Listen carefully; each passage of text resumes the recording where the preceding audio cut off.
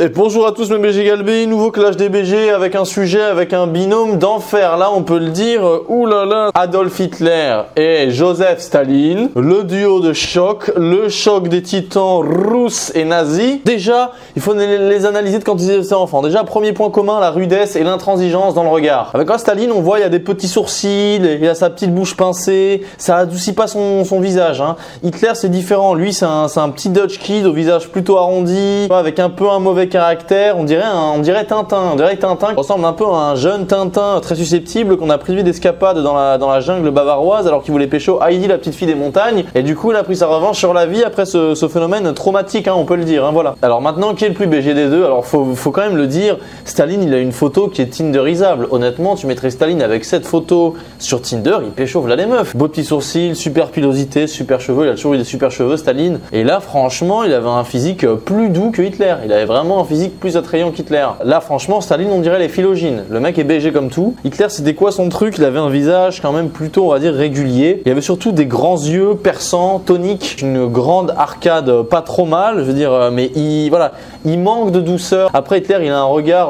voilà, encore on retombe sur un peu les classiques, les DiCaprio.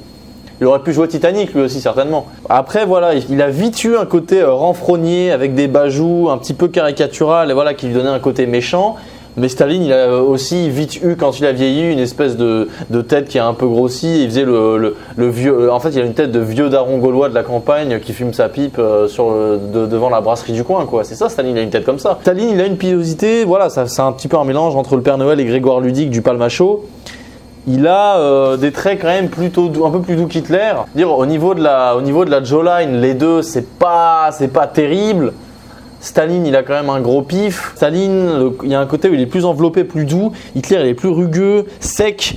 Après, je pense que Hitler, du fait que son visage est plus fin que celui de Staline, il prend mieux la lumière et donc parfois, à la lumière du soleil, il a l'air un peu plus BG que Staline. Il dépasse Staline par le regard et par globalement plutôt la régularité des traits, mais Staline le surpasse par le côté un peu plus voluptueux, un peu plus cool, un peu plus enveloppé. En même temps, voilà, faut quand même que je fasse attention à ce que je dis, parce que j'aurais pas envie que quelque chose soit mal interprété. Prends Hitler par rapport à ses proches collaborateurs, il est quand même au-dessus d'eux. Peut-être qu'il a fait exprès dans son casting, mais bon, Göring quand il est jeune ça va, après il a quand même une grosse tête. Goebbels il ressemble à rien, Himmler il ressemble vraiment à rien. C'était pas le pire, hein. Après peut-être qu'il faisait exprès de pas prendre des vrais Deutsch guys Galbé carré, il prenait pas des Oliver Kahn dans sa team pour pas se faire dépasser physiquement, peut-être parce que c'est un bon marketeur, hein, je veux dire. Pour moi, Hitler et Andrew Tate, c'est la même chose. Hein. Ils font des discours de motivation et ils peuvent lever une armée, quoi. C'est la même chose. Staline a un côté plus doux, amer, et Hitler a un côté plus acide. Alors, dites-moi, mes BG Galbé, qui est le plus beau entre les deux? Selon moi, je dirais que c'est globalement 6 sur 10. Voilà, ils ont un peu plus de charisme dans le visage qu'un random. C'est des 6 sur 10, quoi, ils sont pas beaux. Staline, jeune, je lui mettrais un petit 6,5 pour son galbe. Et après, avec le temps, il redescendrait à 5,5 parce qu'il faisait vraiment gros patachon, pas très beau. Et comme Hitler, il garde un truc plus galbé dans le regard, il reste à 6, quoi. Mais voilà, donc c'est 2,6 globalement pour moi. Après, quelque chose dont j'ai pas parlé, c'est quand même qu'il faut dire... Staline, c'était un pro de la retouche photo. Toutes les photos qu'on voit de Staline, le mec, il était vérolé, il avait la gueule plein de boutons, il faisait même pas 1m70, il avait un bras plus court que l'autre, c'était compliqué. Staline, c'était compliqué en vérité. Si tu les vois IRL, Hitler est quand même plus grand et bâti de façon plus correcte. Staline a la gueule plein de stars et Hitler, il plaisait beaucoup plus aux meufs quand même. Il était entouré de meufs, il y a des photos où il est entouré de femmes, il recevait des milliards de lettres d'amour. C'était Claude François.